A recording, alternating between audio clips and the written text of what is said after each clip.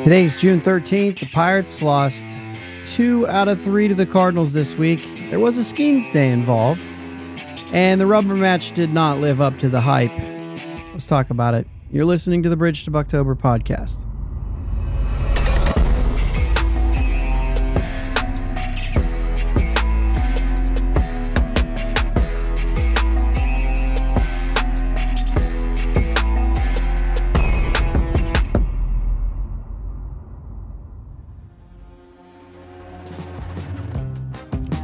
Yints, guys. Thank you for listening to the Bridge to Buctober podcast, where we talk all about them Pittsburgh Pirates and that.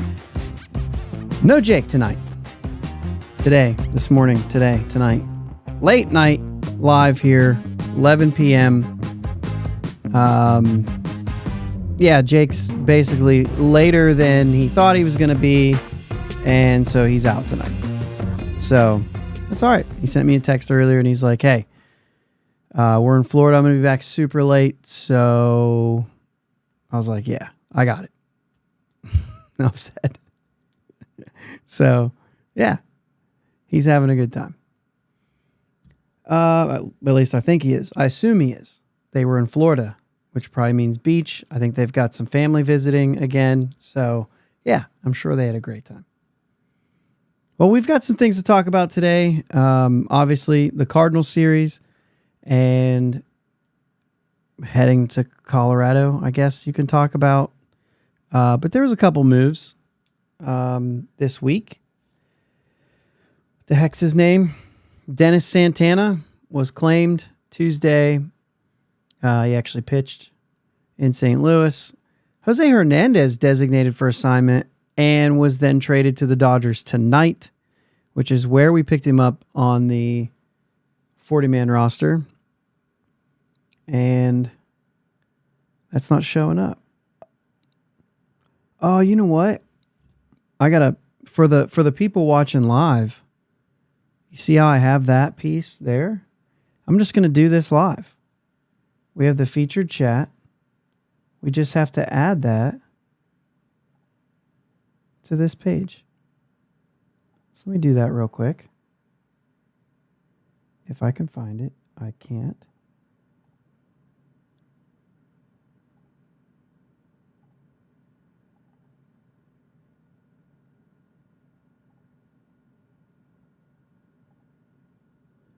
There we go. Now we've got it. Bucko Mike in the chat already saying the Dodgers pay for team soda for 3 months. I love that.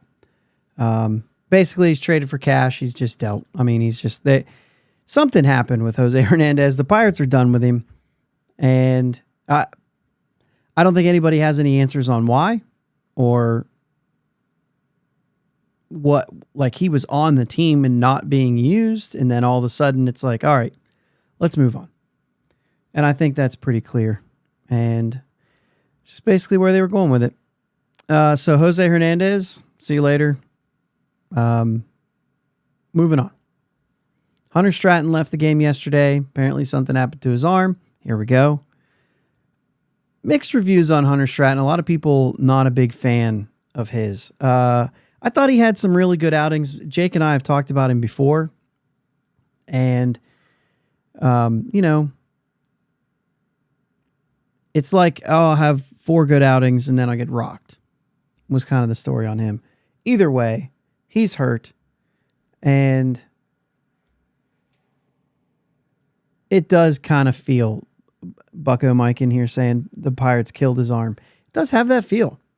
He was used a lot. I can't say that they killed his arm. I mean, it's hard to know who's to blame for these pitching injuries. And this is kind of one of those situations where, yeah, you could say he was overused. He's also gripping the ball as hard as he possibly can and throwing the ball as hard as he possibly can in order to get results. And that's always going to be bad. So I don't know. I don't know what you want. Like as if you're the team, if you're even a fan of the team, where do you pick? You know what I mean? What do you do?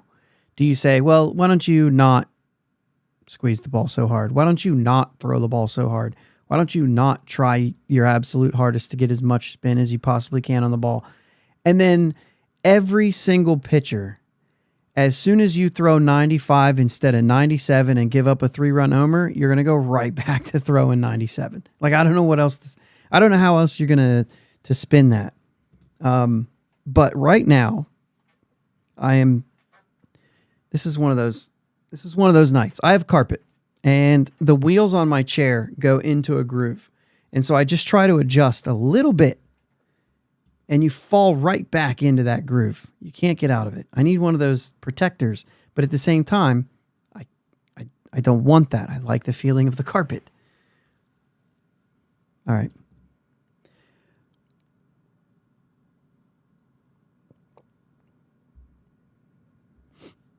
As far as the bullpen goes in general, actually, this is going to be this is late night Buck in here, and it looks like it's going to be me and Bucko Mike tonight. Bucko Mike in the chat, he's gonna have to carry some weight here. I appreciate it.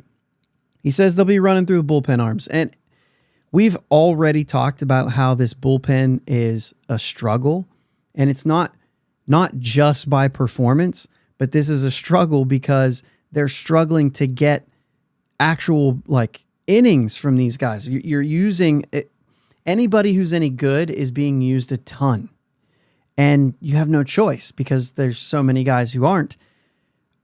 Although Ryder Ryan's been up and down and up and down, and how many times when he's up has he been used? I don't know.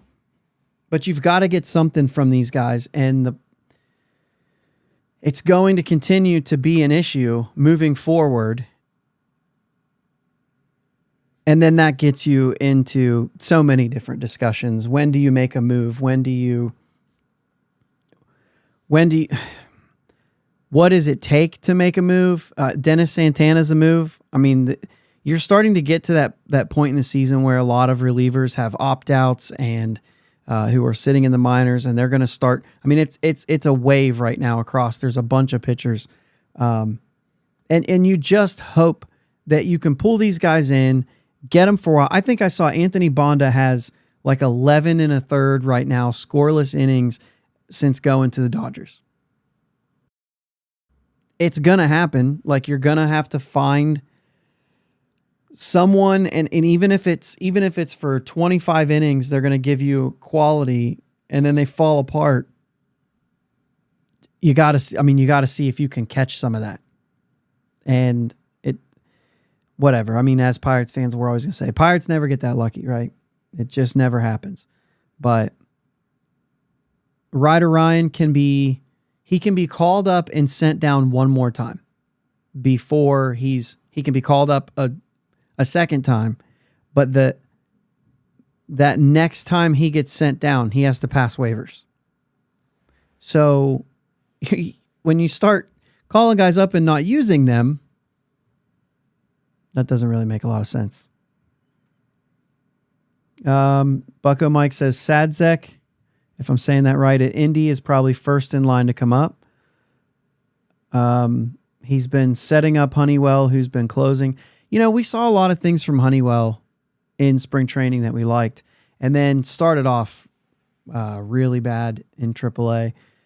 So maybe I feel like Honeywell maybe has settled in a little bit. I know he got the save tonight, or I don't know that. Let me check that. Pretty sure he did. I think he did, yeah. He went 2 innings tonight, which is another thing. And actually, it's those 2 guys who pitched tonight after Braxton Ashcraft. We're going to talk about Ashcraft in a minute, too. But Connor Sadzek and Brent Honeywell threw 3 innings tonight, 2 from Honeywell, 42 pitches. But he still has a 4.99 ERA. So, yeah, he did get the save. Okay. So anyway, it's been rough. There's going to be a lot of those types of guys that no matter what his results are in AAA, he's going to get a shot. They're all going to get a shot. And I don't really know that it's much different giving Brent Honeywell a shot than giving somebody like Dennis Santana a shot. So, I mean, I just feel like it's going to happen, especially if this Hunter Stratton thing is going to be a while. And I haven't really heard much else. I'll tell you who I think will make it to this bullpen, And this is not on any, I don't have this on any authority or anything. I don't ever have anything on any authority. I think it's Braxton Ashcraft. He just got promoted to AAA. He made his first AAA start today. 6 innings, 3 hits, 1 run, no walks, 4 strikeouts, 72 pitches, 47 strikes. Yeah, 47 strikes.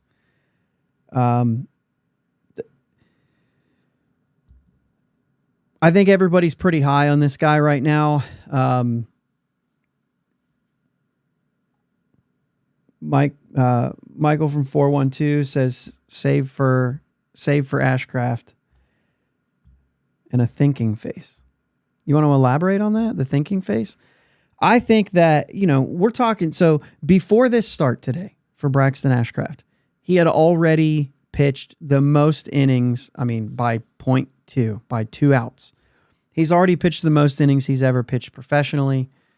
We've heard that after his Tommy John that, they really worked him in slowly last year. And now they're saying basically the innings limits are off, all the limitations and all that stuff are lifted. You're free to pitch. But at what point? How far do you see Braxton Ashcraft going this season as far as innings? And I know that is a big conversation that we're going to be having throughout the next couple weeks about Skenes and Jones and and all these guys. But you're going to look at innings and you're going to say, how far does he go? Does he get 100 innings? 53 going into the start today. So 6 more innings. He's at 59 2/3 innings on the season. 53 innings was his previous most, and I believe that was 2018 is the last time he threw 53 innings in a season. And so I don't know how far you're going with him. If he's special, and so far this season he's looked like he's going to be another one of these guys who's already on the 40-man roster, so he's already ahead of some of those names that we really like Bubba Chandler, Anthony Solomito, and Thomas Harrington. He's right after Harrington on the prospect list, and he's further along than they are as far as age and ability and roster status, right? We got some more here. Bucko Mike says Ashcraft will be filling in for Jones here and there. I like that. Honeywell got the save for Ashcraft, who should be the next one up from Indy. Michael from 412 double play. Do you mean Honeywell will be the next one up, or do you mean Ashcraft will be the next one up? Ashcraft is on the 40-man, but I could see Honeywell coming before Ashcraft if there's another move. Martin Perez, at this point, we kind of need the help in the rotation since no one is jumping into the 5 spot. So that makes sense. We've got Perez, Ashcraft, Priester will have to be available to fill in for Jones to keep his innings down. 100%. Jones or Skenes? Who's the guy? I mean, I think Jones too. I'm a little less worried about Skenes. I think the body is a lot of that, but I don't know. I mean, Jones, 120 something innings last year. I would imagine he's probably going up to 150. We know that there's kind of been some things said that it's not just a straight innings limit. It's not just a straight. They're looking at things like the number of pitches in those innings, the number of pitches in his starts and things like that. We've already seen that if he goes deep, then the next time he comes out, he's a little bit less. You know what I mean? Maybe from 100 to 85. We've seen happen a couple different times. And so, it's not just a flat 150 innings. I think it's going to be around there. And he's already halfway there. So that's April, May, and half of June. He's halfway there. So July, August. I mean, you don't even have a month of September if you continue to pitch the way that you are. we know they're going to stretch these guys out. We know, we can assume they're not going to pitch on short rest, not even short rest. It seems like they're not even going to pitch with 4 days. Like they're going to pitch on 5 days rest. I think that's a smart move. It's a little bit like a 6-man rotation in that case, which I don't mind, except for the roster spot. I'd rather see 6 guys, but like you want to keep Keller on schedule, so that feels weird. You may as well keep Falter on schedule as long as he's still there. Man, it's tough. Bucko Mike says you might see a Luis Sessa. Yeah, he was just picked up on a minor league deal. And so, dude, there's going to be head scratchers, I think, still in this season. And it's going to be in the name of managing innings and trying to keep these guys healthy. You do not want to get to a situation where going down the stretch, I'm going to be careful with my words here. Going down the stretch, this team is winning games and have a chance for the playoffs, and you decide that you can't afford to protect these guys' arms. And that's a really touchy subject, because you're going to get to a place where you're going to have to make a decision between catching lightning in a bottle and prepare and planning for next year, and how much of that is going to weigh into, and me personally, like, I'm just not ready for that discussion yet. I'm not ready to make those kind of assumptions yet, but keep an eye on how this goes and how the rest of the National League goes, who's not doing well. And man, I don't know, like, see how far you want to take this as you get down the stretch and say, this team has a shot. This team should be pushing. Because if so, I don't think you limit, but you run the risk of putting all your chips in one basket and saying, I mean, they have to feel like their offense is clicking and they're going to have to do it. And without moves, I don't know. Like I said, I think it's early. I think you ride what you're doing right now and you just try your best to stay afloat. Losing 2 out of 3 to the Cardinals, not really the way you want to go your first series there. But I will say, let's talk about the Cardinals. But before I do, well, let's check some comments here. Gonzalez working his way back. This is from Michael 412, Double Play Podcast. Check that podcast out. Good dude. Gonzalez is working his way back. Could start rehab soon. Perez threw off slope last weekend. Could be back next week. Priester not sure. Burrow's making progress and could return next month. That's a really interesting one. Obviously, there's a lot to like about Burrows, but let's see what we get when he's back. But that is starting to be depth, and that is something that you can watch for. I mean, right now, Priester was kind of that depth guy. You can see Ashcraft creeping up as being maybe a guy that moves into that spot. However, as I was going to say, and I know I just said we're going to talk Cardinals, but give me a second here because these are good comments here. Marco threw 20 pitches the other day with Baraki, so Baraki's even nearing that sort of thing too. Okay, so Ashcraft for me, because of the innings, because of all that stuff, I don't mind with what this bullpen needs either. I don't mind seeing him in really any capacity, but specifically in a bullpen capacity. That's another way to limit innings, is to say, all right, let's get this guy up, middle relief. That's how we're going to limit your innings. We're going to put you in the bullpen. And then any of these guys can do this and then stretch out in the offseason. We've had this discussion before about maybe even about Ashcraft. But now it feels a little bit more real. Now that he's in AAA, and now that he had his first start in AAA was a good one. Do we know anybody that he faced? Maybe. I don't want to look these guys up right now, but I mean, either way, good start. It's certainly someone to keep an eye on when he's starting. It's been a minute since we've been able to say that with anybody in Indianapolis. If you're following along, I mean, it's since Skenes has come up, Or I guess Priester. I guess Priester was the last one that you would, kind of key in and say, how did Priester do?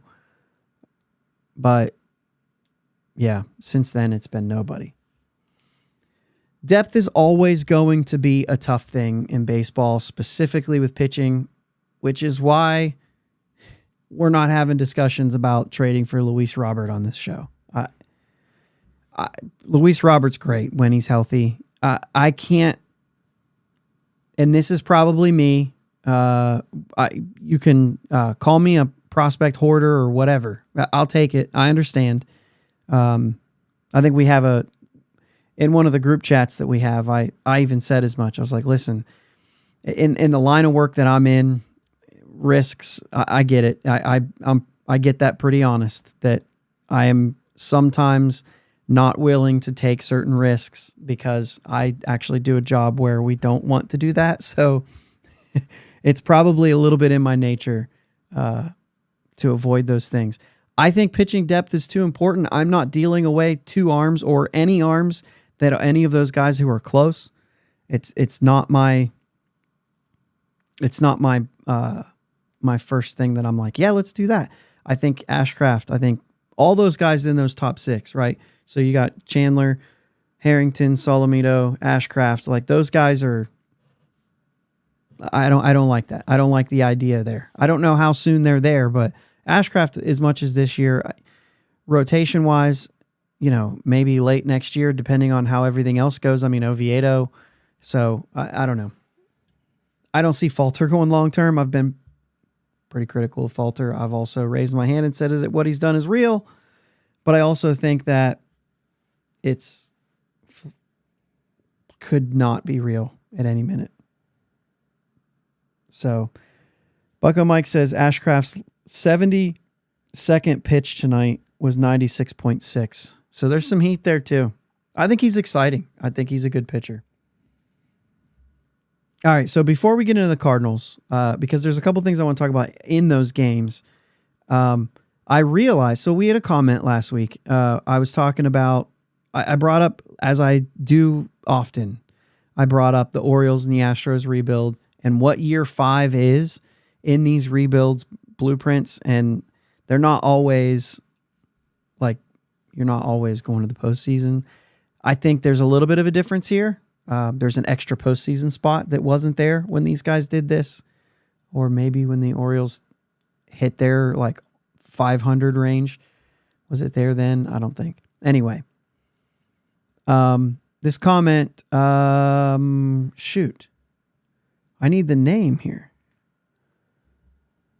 The comment was from, I gotta shout it out. Who was commenting?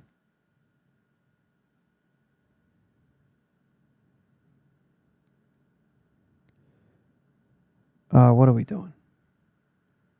Ron, I hope I'm saying this right. Ron Heichel. Anyway, he says the difference in the Orioles and Astros rebuild is they hired good coaches to coincide with the arrival of the talent. Pirates, not so much. So I initially responded saying that we don't really know Derek Shelton yet and whether or not he's a good coach. Brandon Hyde, not much different. Showalter was there for the first year of the rebuild. But in Hyde's first 3 years, he had a .361 winning percentage. In Shelton's first 4 years, which was 4 years into both rebuilds, he had a .425 winning percentage. I'm not going to say that Shelton's better for that. I mean, I think they're both bad, so it's fine. Hyde won 83 in year 5, the Orioles with Hyde. Won 83 games in year 5, and then 101 in year 6. If Shelton wins 83... and then they make the postseason next year, you can make a case that those managers are the same. Hinch a little bit different. However, he said that he's mostly talking about coaches like Andy Haynes and things like that. And so I didn't look that up. I was like, I'm going to try to look that up before this, but I just wanted to shout out the comment. Guys, comment on the YouTube videos, comment on Spotify, apparently. I remember turning this feature on, and I did not see anything, and I stopped checking it. And the other day, I stumbled across the Spotify page, and there was a comment, episode 199 from Promised Land Punks, who also commented again and called me dramatic.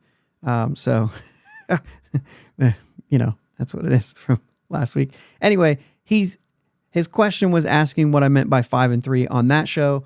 I think we said 5 and 3 like 7 times in a little section, but I just wanted to clarify for Promised Land Punks. If you're listening, I went back and I listened. We were talking about the April 28th start from Jared Jones against the Giants. He pitched 5 innings, gave up 3 runs, and that's what we meant. So we were just talking about how it was an okay start. Not quality, but not terrible. But 5 and 3, it wasn't the innings he pitched. It was the 5 was the innings he pitched. The 3 was the runs he gave up. It was actually interesting because he also had 5 strikeouts and 3 walks. So I had to actually go listen to what we were talking about in order to answer that question. But apparently you can comment on Spotify too, and I will actually make a point to check those as well if you're on there. So Bucko Mike mentions that the Astros fixed Cole and Morton during that rebuild. I'm not as sure on the Morton thing as far as like what's clear, but what was clear to me for Garrett Cole was that when he was in Pittsburgh, he was under the Neil Huntington, everyone will throw sinkers and do this. And when he went to Houston, it was essentially just like work the way that you would work and work to your strengths, not what the organization wants.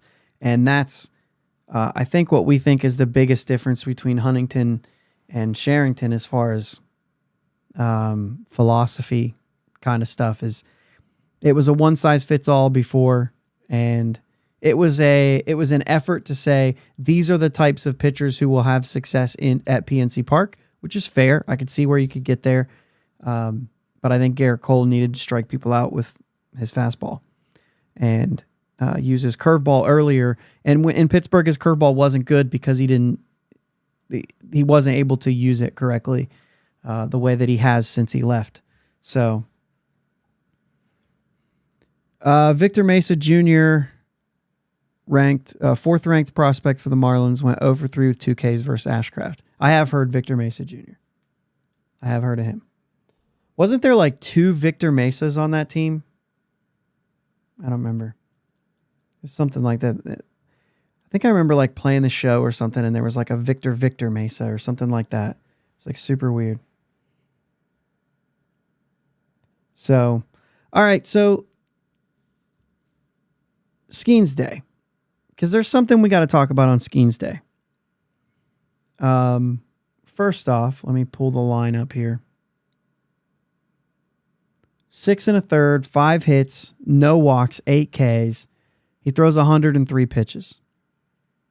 And then all the fun velocity talk and how many pitches he threw of this sort. He threw a lot of curveballs, whatever. I don't think that there's anything else you can say about the talent. He's a stud. And it seems like Miles Michaelis hasn't been... His line is 7 innings, 1 hit. I think he had a no-hitter through 6, a walk, 6 strikeouts, and he has a 485. Like, he hasn't been that good. Are we going to start seeing guys like him, who is a good pitcher? Like, he's a good pitcher who's having... he's had good years. Let's just say it that way. And all of a sudden, you get the best of him. There's a little bit of...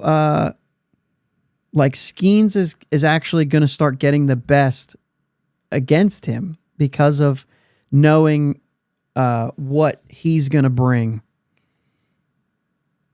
6 or 7 starts in the majors, and you already have that kind of effect on.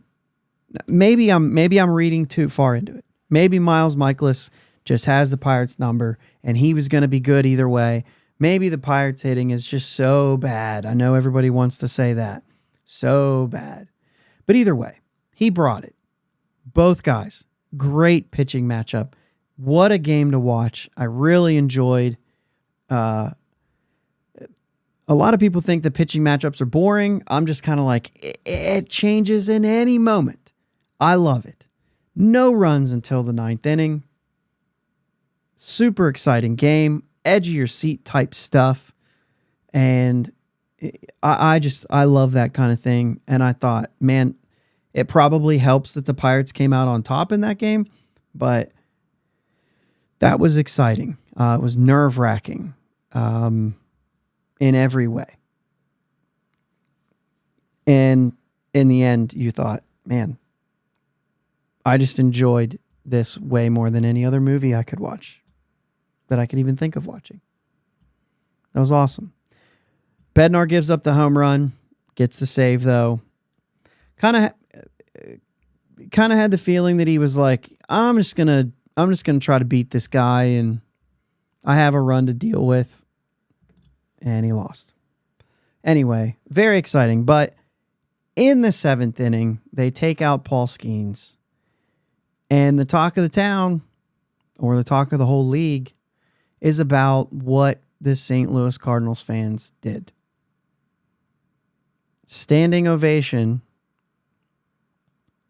I don't think it's the kind of standing ovation that we give a player at home for a good start. I think it was definitely different than that. So I went to a playoff game in St. Louis back in 2013, and I think there was one fan who bothered me. Everyone else was pretty awesome. A little bit spoiled. I mean, they're just buying tickets. They're walking up to the gate buying tickets. How was that thing not sold out? Because they're there every year. So they knew they could just walk up and buy tickets. But had some conversations with people. They are a really nice fan base. They're a really respectful fan base. As a matter of fact, I was saying there was one fan who, I don't remember if they were saying something towards us or towards some other Pirates fans that were there. And it was other Cardinals fans who told him to shut up. Everybody says St. Louis fans, they understand baseball more. They're big baseball fans. I don't really know if that's the case. But what they do get is maybe the fact that they have so much, I don't want to say fortune, but they have so many winning seasons that it's not the end of the world if they're losing a game. Now, in this case, what was still tied. So they weren't losing a game. Paul Skenes has come on and stormed around the league. And if they are paying attention to the game of baseball, then they've been paying attention to Paul Skenes. And I think that it'd be foolish to think that there weren't some Cardinals fans that day who decided to go to the game because Paul Skenes pitched and they wanted to see it. I think that's fair. I think that's a fair thing to say. There are so many players in this league that are exciting to watch. You telling me that there wasn't Pirates fans who weren't excited to see Shohei Ohtani play?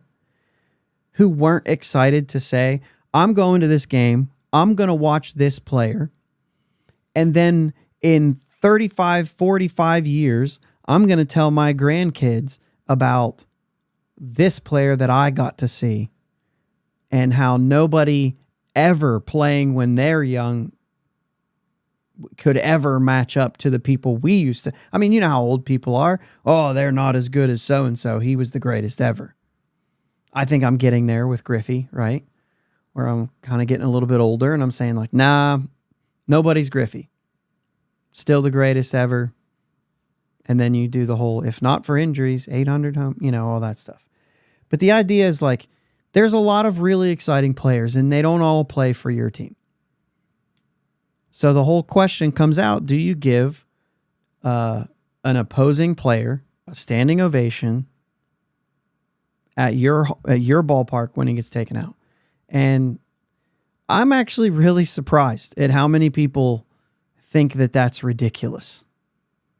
I'm really surprised. Jim Stam put up a poll. Overwhelmingly, as far as what I could see, people would be willing to do that. He opened it up to all sports, and I commented on it that baseball is the only sport I would do that with. partially because baseball is the only game that I absolutely love when it comes to sports. I mean, like, I watch football. I will root for teams in football and basketball, mostly just the local university here because the head coach is one of our friends. And so we go to those games and I root for that team because he's the coach. And none of them are like baseball. I don't care if an opposing player is special in basketball and it's good for the game. Like, I don't care about it. Like, it just doesn't matter. And in football, same thing. I don't really know that you could have something like that. I guess you could, but I don't know what that would look like in a lot of other sports because there isn't a moment where somebody is taken out of a game in a sense that even has the same atmosphere as baseball. I feel like that's like the only place that really even plays. Anyway, I'm a fan of the game, and it is a game. And if he just shut down my team, and I was there to see him play against my team, I don't have a problem. I don't have a problem to give him a round of applause and say, I appreciate what you're doing for the game. This is good baseball. Good job. I've seen a lot of people say, like, if somebody got their 2000th hit, yes, I'm going to give them 100%. That shouldn't even be in question. If it's a career statistic that has nothing to do with even the outcome of the game, yes. I will say, though, if that was a playoff game, I don't think so. I think at best I'm cheering because he's out of the game. I think there's a different thing about, like, if that's a postseason game and it means that I have a chance to be eliminated, I do not enjoy. We were at the wild card game when Arrieta was on his demonic path and that ridiculous stretch of pitching that he had. It was not special. It sucked. So, no. Bumgarner, I think, is a little bit different because the Bumgarner situation in the wild card game, that was like the beginning of his run. So there wasn't already something special going on. So no, not cheering for Bumgarner. Did he even come out of that game anyway? Didn't Bumgarner finish that game? I don't know. Maybe not because they had such a big lead. But at neither one of those games did I even think for a second that I would give them a standing ovation for what they did in the wild card game. Johnny Cueto, maybe. But no, I don't understand the argument. Yes, you give him a standing ovation because of respect, because game recognizes game, kind of a thing. And I think it's wild that we wouldn't do that. It's great for the game. It's great for baseball, and I'm all about anything that's great for baseball.